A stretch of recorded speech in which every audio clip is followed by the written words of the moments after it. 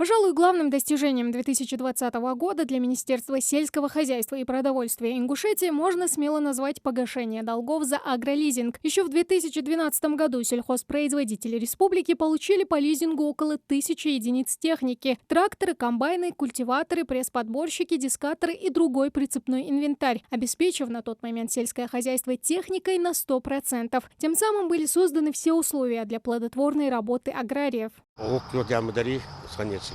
Бейт ханып тонча аук канцнах ханц иса тяник цайр лё гёжит ханц чар хамш тиш лё гёжтаник бит ханц целизингуй компания договорится да хадита нох чквалат нох ходит один кирвица так доктор дискаж да тяжел ханц хатёж кирвица тон так новый договор заключить. Технику для АПК республика получила на льготных условиях под 2,5% годовых. Сроки погашения платежей от 5 до 15 лет. Порядка 90% техники, которая была приобретена в лизинг, находилась в ГУПах, 5% у муниципалитетов, столько же у КФХ региона. В планах закупка новая. Договор по этой теме уже заключен между региональным Минсельхозом и Росагролизингом. В этом году мы подали 13 заявок на сумму в районе 300 миллионов. Сейчас в данный момент ведутся переговоры. И я думаю, будет этот вопрос решен тоже положительно. Также до 2025 года в планах полностью 100% обновить всю сельскохозяйственную технику. Если технику отстоять получилось, то с урожаем в 2020 году было не все так просто. Он во многом зависит от погодных условий. Аграрии столкнулись с сильными заморозками, проливными дождями с градом, а под конец и засухой. Однако труд земледельцев не пропал. Площади более 24 гектаров намолочено 62 тысячи тонн зерновых колосовых культур. В целом урожай лучше, чем в 2019 году. 26-27% озимые, 49-50% яровые культуры, 62 тысячи тонн зерна, также около 40 тысяч кукурузы. Тамерлан Измайлов директором ГУП «Амагаз» является уже 25 лет. За это время предприятие не раз показывало хорошие результаты сбора урожая. В 2020 году ГУП выбился в лидеры по уборке яровых – около 40 центнеров с гектара. Результат за все время не рекордный, но лучший за год. Удалось погасить налоги, погасить частично долги, заработную плату работникам. И мы заготовили собственные семена. Впрочем, с погодными капризами аграрии боролись не только в 2020, но и в 2019. Поэтому большинство из них, а сегодня в агропромышленный комплекс республики входит около 14 государственных унитарных предприятий, 54 сельхозкооператива и около 2000 КФХ, успели вовремя застраховать порядка 25 тысяч гектаров земли. Поэтому природные аномалии 2020 года частично нивелирует господдержка. В этом году на данный момент 257 миллионов рублей.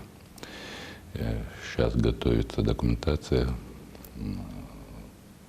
чтобы эти деньги дошли до адресатов. Также, несмотря на все, сельхозтоваропроизводителями достигнуты хорошие результаты.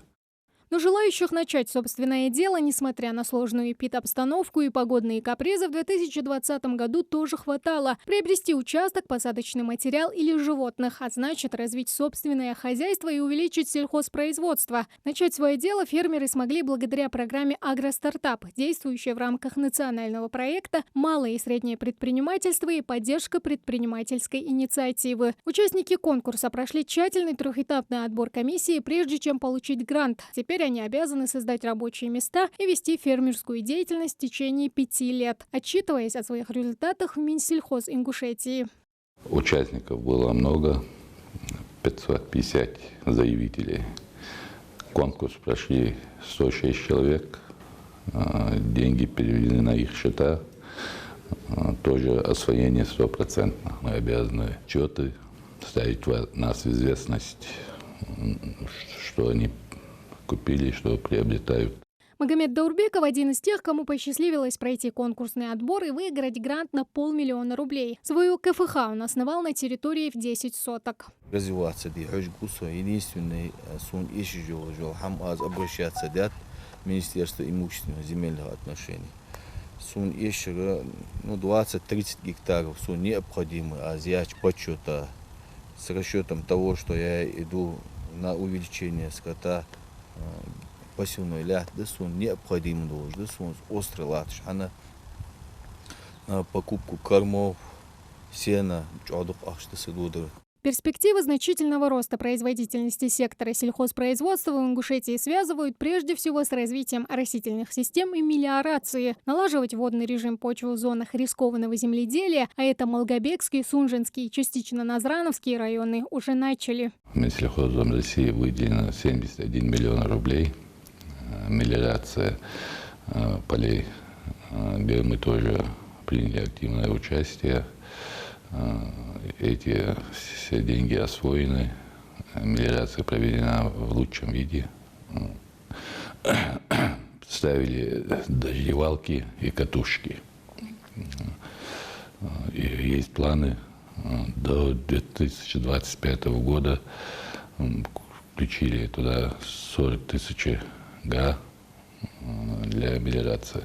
В Ингушетии с каждым годом набирает обороты и пчеловодство. В республике насчитывается более 30 000 пчелосемей. Но похвастаться пчеловоды могут не только количеством полосатых тружениц, но и качеством производимого ими продукта. Исраил Хасиев возглавляет Ассоциацию пчеловодов Ингушетии. В 2019-м его мед был признан лучшим в мире на Международном форуме пчеловодов. Секрет успеха прост: экологически чистый воздух, целебные медоносные культуры и упорный труд. Сатга ичохай. Ахарцане тэхавян жамадеш царгэр пейт ицэгэртэш царцане бох беш азлиуд иштхайк. Лабулу март бет. Март абулу беле так апрель, май, июнь, июль бет. Еще одно ведущее направление сельского хозяйства региона – животноводство. Благоприятные природно-климатические условия, наличие пастбищ и сенокосов позволяют успешно развивать и овцеводство. В период пандемии это одна из немногих отраслей, которая не пострадала и сохранила все рабочие места. Впрочем, поголовье скота еще планируется увеличить. Мы планируем завести 5000 голов овец. На следующий год принято решение завести крупнорогатый скот, плюс еще 5000 голов овец, мелкорогатый скот. Впрочем, развивали в 2020 году не только хозяйство на селе, но и сами сельские поселения. В Ингушетии начала действовать госпрограмма развития сельских территорий. Она должна помочь сохранить долю сельского населения в России не менее 25%. На реализацию госпрограммы по стране выделено около 2,5 миллиардов рублей, из которых 224 миллиона пришлись на Ингушетию. Программа будет действовать порядка 5 лет. Уже ведется строительство 84 объектов. В сельском поселении Вежри Малгобекского района строится несколько объектов. Детский садик на 120 мест, ФАП. Также ведется ремонт школы номер 10. Поселение Алиюрт намерено построить школу на 740 мест, также детский садик.